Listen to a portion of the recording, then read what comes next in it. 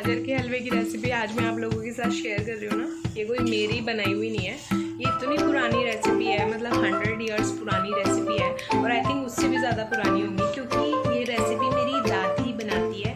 तो मेरी माँ अभी तक 70 साल की हो चुकी। हरे कृष्णा। और आज बन रहा है ब्रेकफास्ट में मैं खाने वाली हूँ आज बाजरे की रोटी और पालक और बथुए की कड़ी। ये हमारी कढ़ी और ये बनी है पालक की और बथुए की। बथुआ और पालक उबाल के आप कढ़ी के अंदर डालते हैं तो ये इस तरीके से बन जाएगी। ये छोटा सा मक्के का आटा रह गया था तो मैंने इसको बना दिया। ये मेरी बाजरे की रोटी तैयार है और बस इसके ऊपर अच्छा सा मक्खन सर्व करूँगी और बस मक्खन भी अब कल बनाऊँगी। और ये देखो जी, मक्खन आने वाला है इसके ऊपर। ये देखिए, ये बन गया है मेरा ब्रेकफास्ट और अब मैं खाती हूँ कढ़ी और बाजरे की रोटी। इसको खाने से ना जुकाम नहीं होता है, आपको जुकाम ठीक होता है इससे। खाना बन रहा है। वैदिक के लिए मक्के की रोटी बना रही हूँ और पापा जी इसके लिए चने की सब्ज़ी बना के गए हैं। चने काले चने हैं, सूप वाले हैं हम लोग। और मालिश भी कर ली है, वैदिक की भी मालिश कर दी है। मालिश ही नहीं हो पाती थी उसकी, तो आज मेरी भी घुटनों की पूरे मतलब अच्छे से मालिश की है मैंने भी, पैरों की। तो मालिश वगैरह सब हो गई है। अब नीचे आए हैं, अब इसके लिए खाना बना रही हूँ और फिर मैं सोऊंगी थोड़ी सी देर और इसको भी थोड़ा सुला दूँगी। अभी मैं थोड़ा सा सूप बना रही हूँ वैदिक का और मेरा, गाजर और चुकंदर का।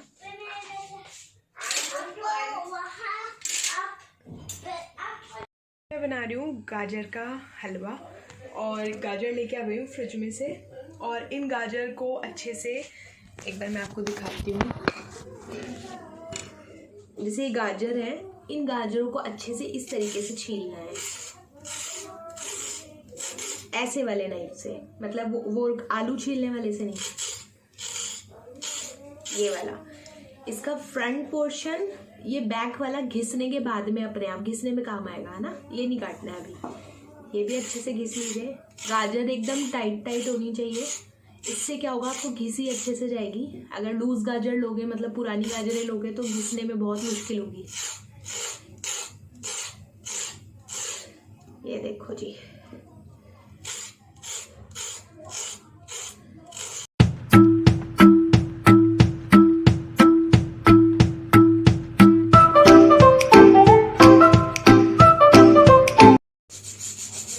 गाजर है इसको ना अच्छे से घिसना है। ये वाला जो साइज होता है इतना इनफ है।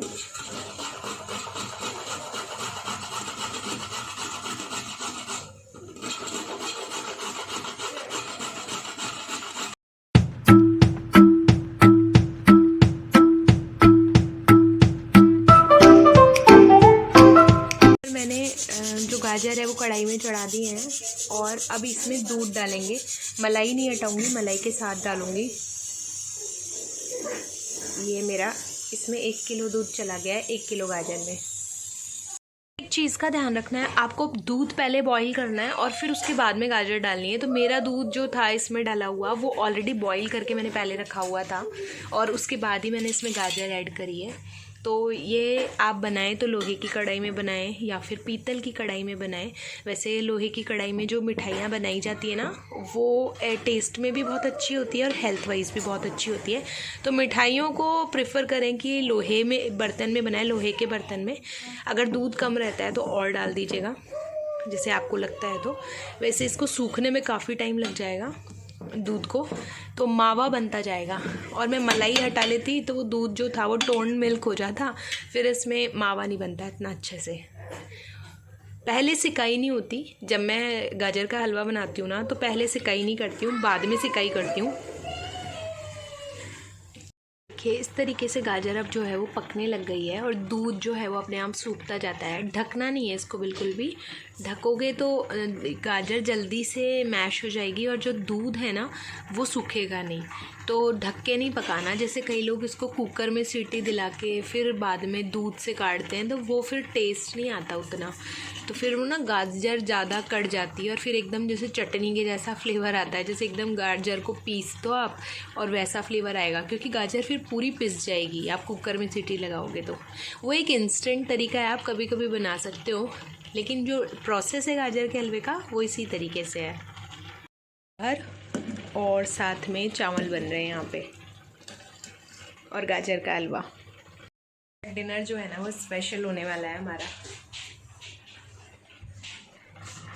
बनाने वाली हूँ कलरफुल पूड़ियाँ बनेंगी पालक बथुए की, हरी, लाल और गुलाबी, हरी, पीली और वाइट जो नॉर्मल आटे की होती है वो।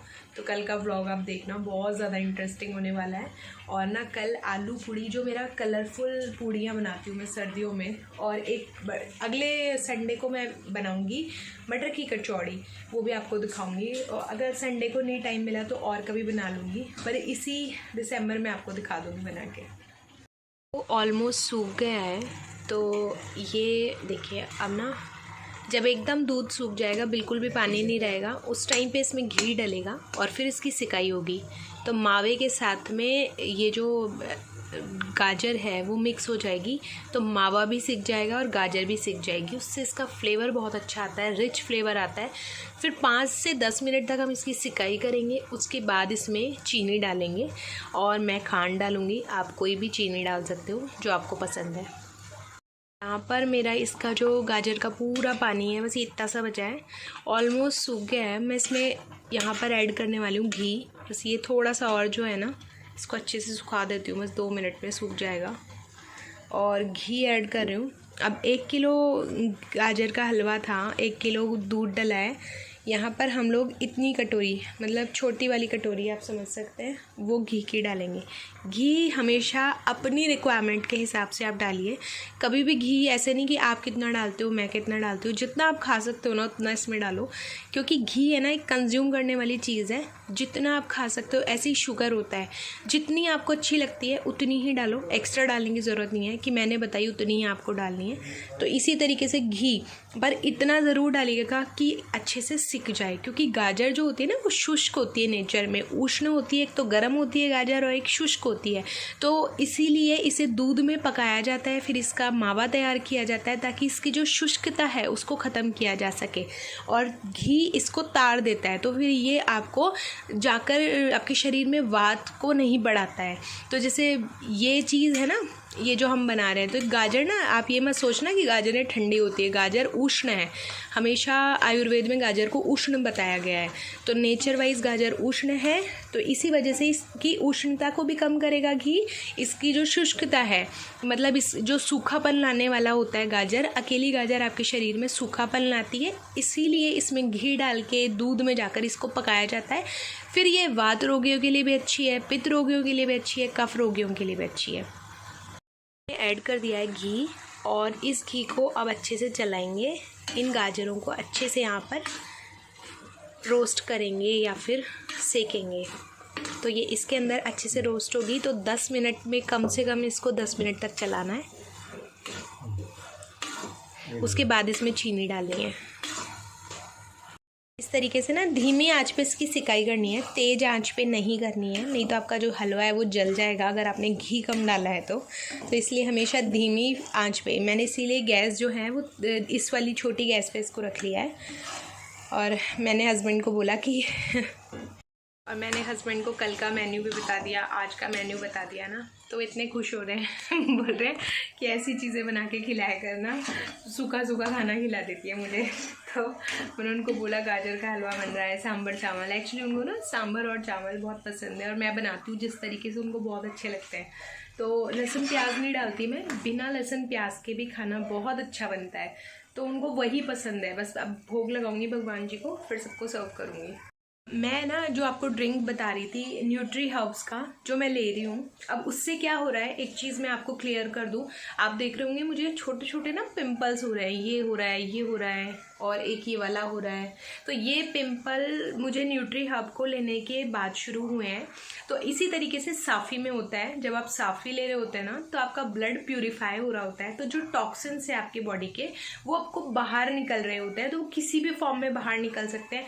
आप जब मतलब जब थूकते हो तब बाहर निकलते हैं, आप जब यूरिन पास करते हो तब आपके बाहर से स्टूल पास करते हो तो वहाँ से निकलते हैं।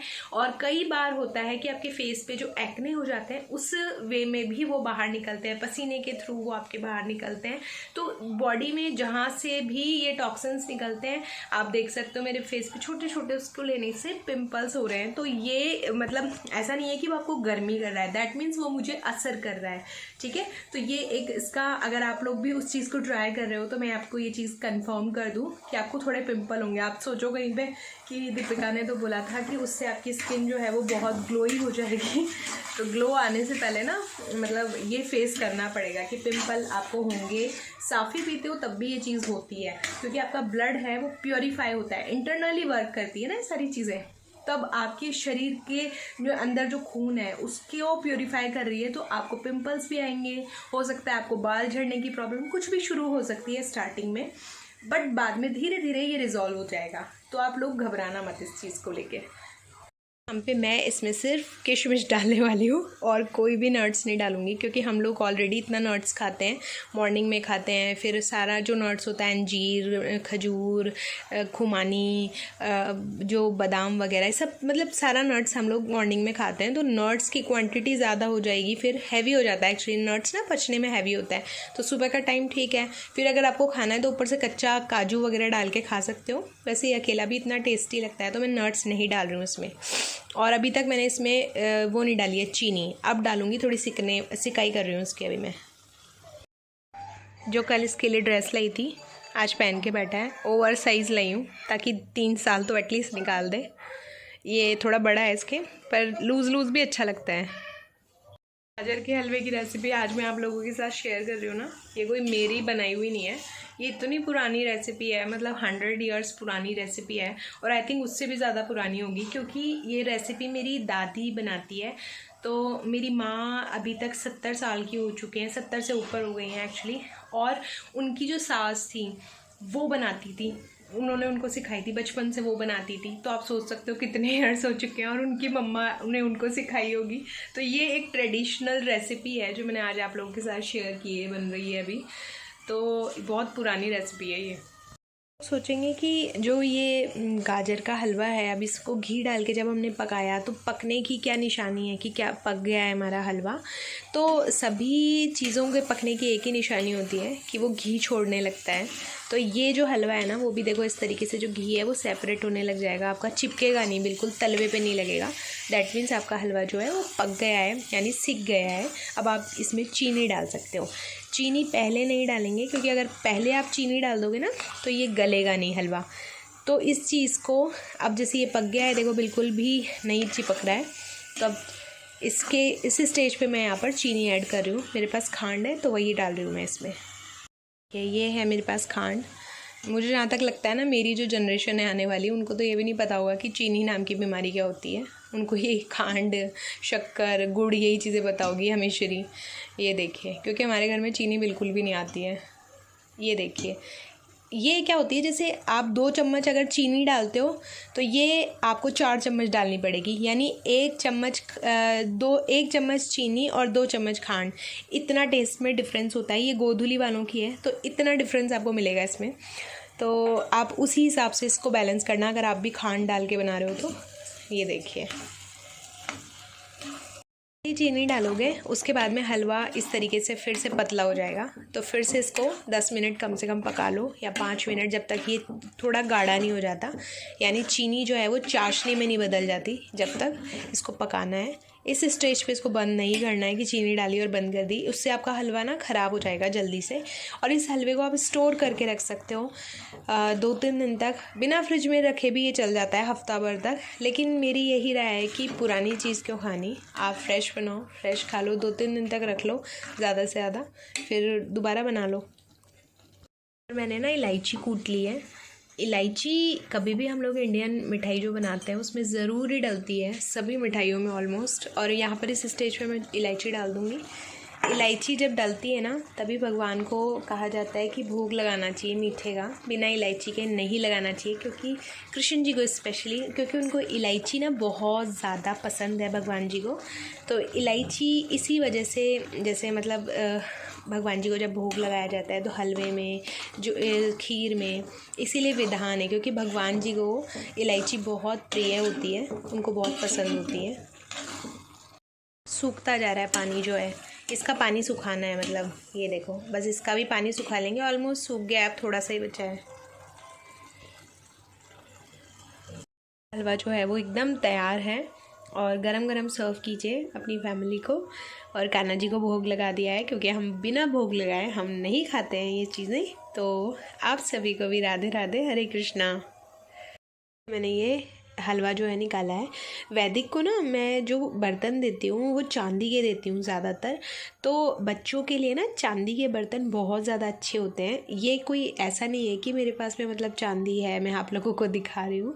ये मैं आप लोगों को एक आयुर्वेदिक सीक्रेट बता रही हूँ कि जो चांदी होती है ना, अगर आप कैपेबल हैं तो ज़रूर चांदी के बर्तनों में उपयोग करें उनका। और अपने बच्चों को या खुद के लिए भी, चांदी क्या है, आपका इम्यूनिटी बूस्टर है। जब बच्चे गए इसको खाते हैं ना तो बच्चे के मुंह में सबसे पहले चांदी का चम्मच इसीलिए दिया जाता है क्योंकि बच्चा उसको खाता है तो चांदी के चम्मच को भी चबाता रहता है। तो वो जो चांदी है वो उतर उतर के और इसकी तासीर को बैलेंस करके वो उनके पेट में जाती है।